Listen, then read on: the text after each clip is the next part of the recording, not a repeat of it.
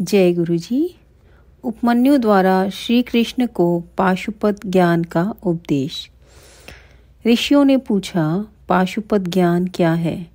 भगवान शिव पशुपति कैसे हैं?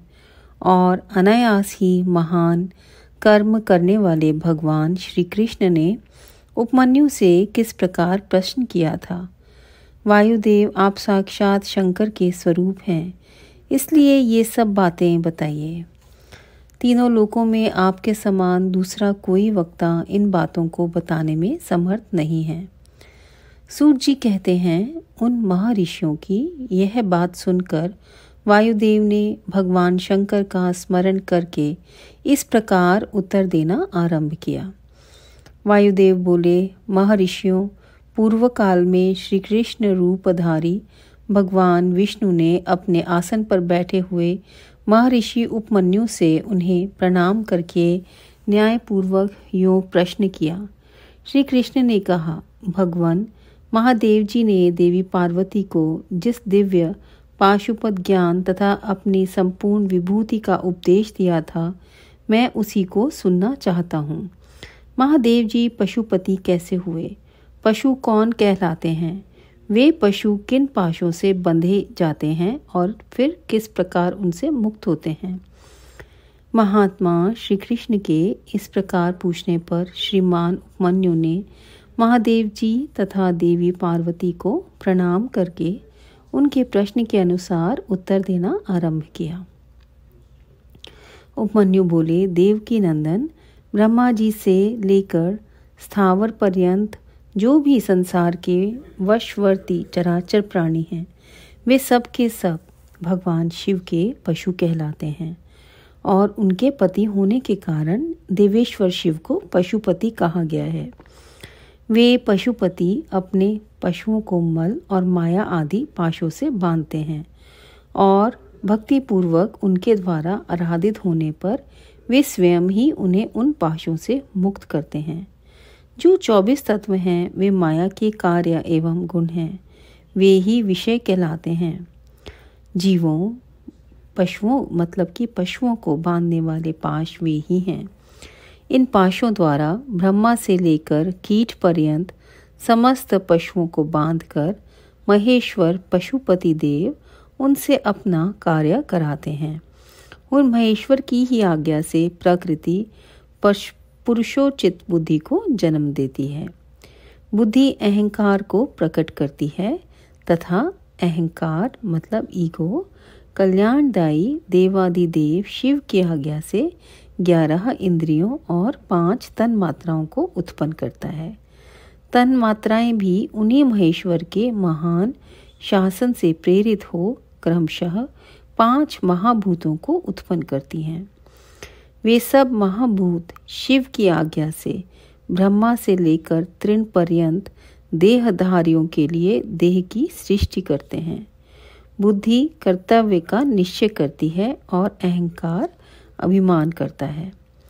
चित्त चेतता है और मन संकल्प विकल्प करता है। श्रवण आदि ज्ञानेंद्रियां पृथक पृथक शब्द आदि विषयों को ग्रहण करती हैं। वे महादेव जी के आज्ञा बल से केवल अपने ही विषयों को ग्रहण करती हैं। वाक आदि कर्मेंद्रियां कहलाती हैं और शिव की इच्छा से अपने लिए नियत कर्म ही करती हैं, दूसरा कुछ नहीं। शब्द आदि जाने जाते हैं और बोलना आदि कर्म किए जाते हैं। इन सब के लिए भगवान शंकर की गुरुतर आज्ञा का उल्लंघन करना असंभव है। परमेश्वर शिव के शासन से ही आकाश सर्वव्यापी होकर समस्त प्राणियों को अवकाश प्रदान करता है। वायु तत्व प्राण आदि नाम भेदों द्वारा बाहर भीतर के संपूर्ण जगत को धारण करता है। अग्नि तत्व देवताओं के लिए हव्य और कव्य भोजी पितरों के लिए कव्य पहुंचाता है। साथ ही मनुष्य के लिए पाक आदि का भी कार्य करता है। जल सबको जीवन देता है और पृथ्वी संपूर्ण जगत को सदा धारण किए रहती है। शिव की आज्ञा संपूर्ण देवताओं के लिए अलंघनीय है। उससे प्रेरित होकर देवराज इंद्र देवताओं का पालन, दैत्यों का दमन और तीनों लोगों का संरक्षण करते हैं। वरुण देव सदा जल तत्व के पालन और संरक्षण का कार्य संभालते हैं। साथ ही दंडनीय प्राणियों को अपने पाशों द्वारा बांध लेते हैं। धन के स्वामी यक्ष राज कुबेर प्राणियों को उनके पुण्य के अनुरूप सदा धन देते हैं और उत्तम बुद्धि वाले पुरुषों को संपत्ति के साथ ज्ञान भी प्रदान करते हैं। ईश्वर असाधु पुरुषों का निग्रह करते हैं तथा शेष शिव की ही आज्ञा से अपने मस्तक पर पृथ्वी को धारण करते हैं।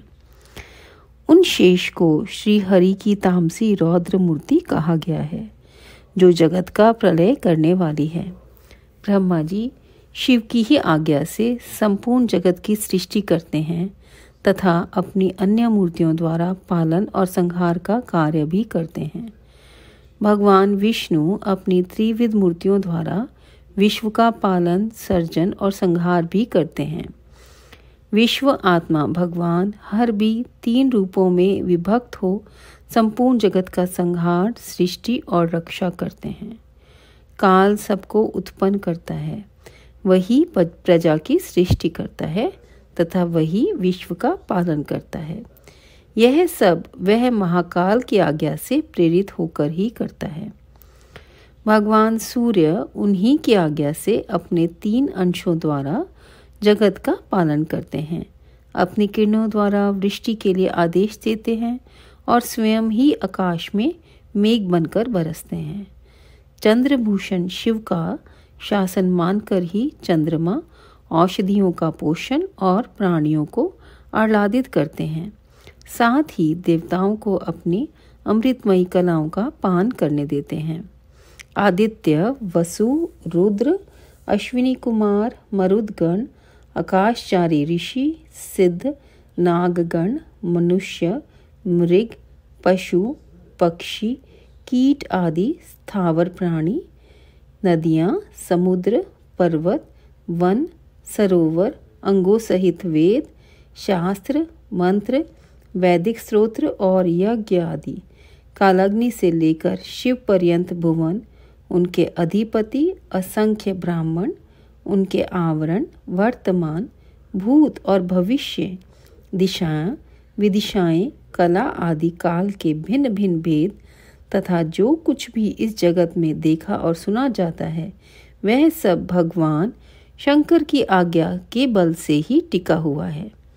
उनकी आज्ञा के ही बल से यहाँ पृथ्वी, पर्वत, मेघ, समुद्र, नक्षत्रगण, इंद्र आदि देवता, स्थावर, जंगम तथा जड़ और चेतन सबकी स्थिति है।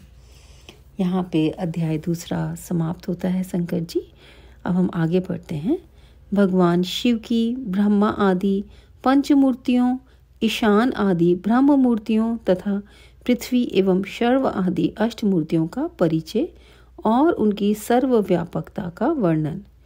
उपमन्यु कहते हैं, श्री कृष्ण महेश्वर परमात्मा शिव की मूर्तियों से यह संपूर्ण चराचर जगत किस प्रकार व्याप्त है, यह सुनो। ब्रह्मा, विष्णु, रुद्र, महेशान तथा सदाशिव, ये उन परमेश्वर की 5 मूर्तियां जाननी चाहिए जिनसे यह संपूर्ण विश्व विस्तार को प्राप्त हुआ है। ये मैं दोबारा पढ़ देती हूँ। ब्रह्मा, विष्णु, रुद्र, महेशान और सदाशिव। इनके सिवा और भी उनके 5 शरीर हैं जिन्हें पंच ब्रह्म यानी कि मंत्र कहते हैं। इस जगत में कोई भी ऐसी वस्तु नहीं है जो उन मूर्तियों से व्याप्त ना हो। ईशान, पुरुष, अघोर, वामदेव और सद्योजात, ये महादेव जी की विख्यात 5 ब्रह्म मूर्तियां हैं। इनमें जो ईशान नामक उनकी 8 श्रेष्ठतम मूर्ति है, वह प्रकृति के साक्षात भोक्ता क्षेत्रज्ञ को व्याप्त करके स्थित है। मूर्तिमान प्रभु शिव की जो तत्पुरुष नामक मूर्ति है, वह गुणों के आश्रय रूप भोग्य अव्यक्त प्रकृति में अधिष्ठित है। पिनाक पाणी महेश्वर की जो अत्यंत पूजित अघोर नामक मूर्ति है, वह धर्म आदि 8 अंगों से युक्त बुद्धि तत्व को अपना अधिष्ठान बनाती है।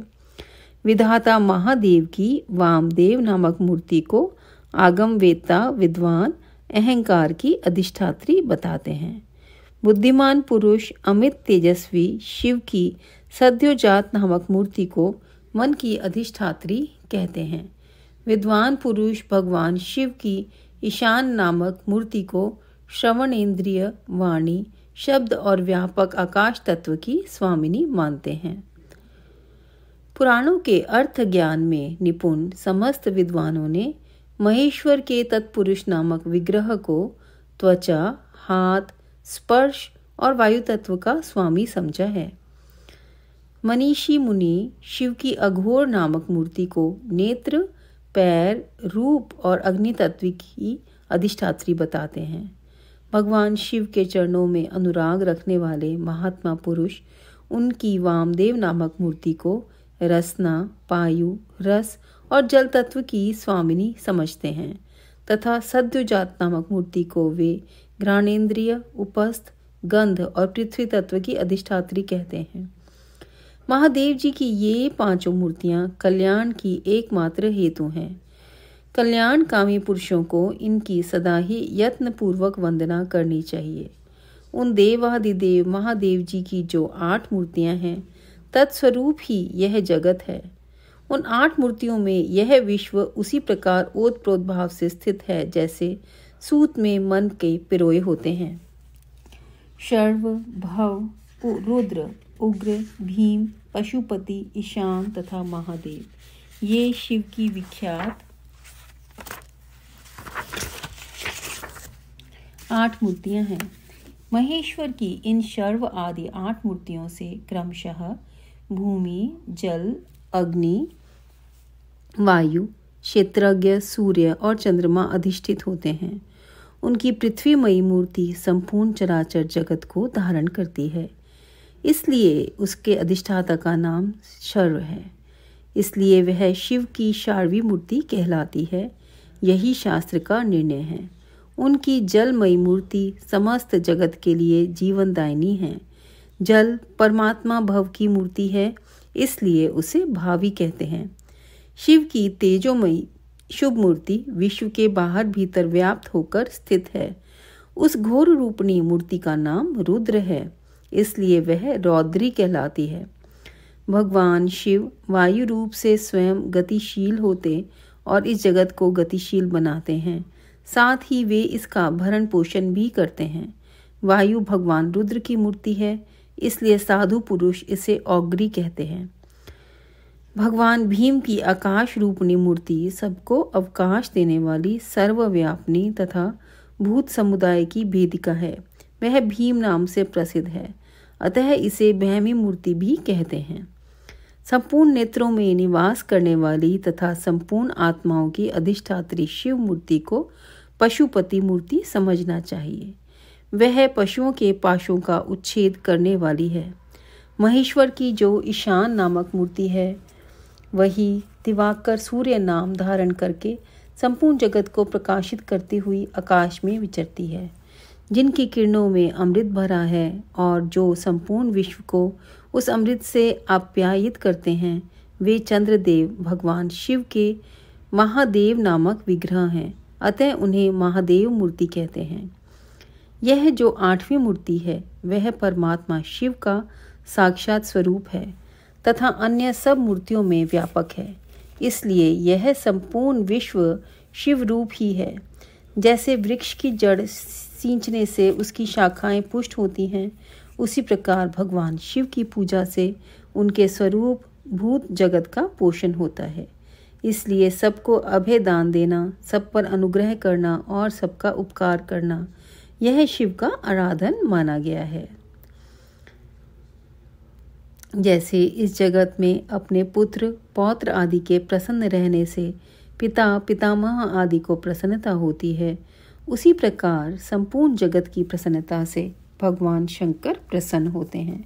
यदि किसी भी देहधारी को दंड दिया जाता है तो उसके द्वारा अष्टमूर्ति शिव का ही अनिष्ट किया गया है, इसमें संशय नहीं है। मतलब कि किसी के भी साथ आपको खराब नहीं करना है। किसी भी इंसान की अगर आप कोई आपके कारण दुख पा रहा है, कोई इंसान आप किसी का खराब कर रहे हैं तो मतलब भगवान का ही खराब कर रहे हैं। 8 मूर्तियों के रूप में संपूर्ण विश्व को व्याप्त करके स्थित हुए भगवान शिव का तुम सब प्रकार से भजन करो, क्योंकि रुद्रदेव सबके परम कारण हैं। तो ये जो 8 मूर्तियां हैं वो दोबारा से बता देती हूँ संगत जी। वो है भूमि, जल, अग्नि, वायु, क्षेत्रज्ञ, सूर्य और चंद्रमा। ये 8 मूर्तियों का यहाँ पर बताया गया है शिव पुराण के अंदर। और हमें किसी भी इंसान को, सब भगवान सारे इंसान के अंदर बैठे हुए हैं शिव जी। तो हमारे गुरु जी शिव जी, तो किसी भी रूप में आप उनको माने, जो स्पिरिट है वो उनका है। तो हमें किसी भी इंसान को दुख नहीं देना, ये कोशिश करनी चाहिए। जैसे कि वो शब्द में भी कहा गया है, राम राम करता सब जग फिरे, राम ना पाया जाए। कि उसमें बताया गया है कि हम कितनी गलतियां करते हैं जिसके कारण हम राम राम करते हुए घूमते रहते हैं, भगवान भगवान करते, लेकिन हम पा नहीं सकते। तो वो गलतियां हम कोशिश करें कि हम अपने आप को एक बेटर वर्जन बने एवरी डे। शुक्राना गुरु जी, शुक्राना संगत जी, जय गुरु जी।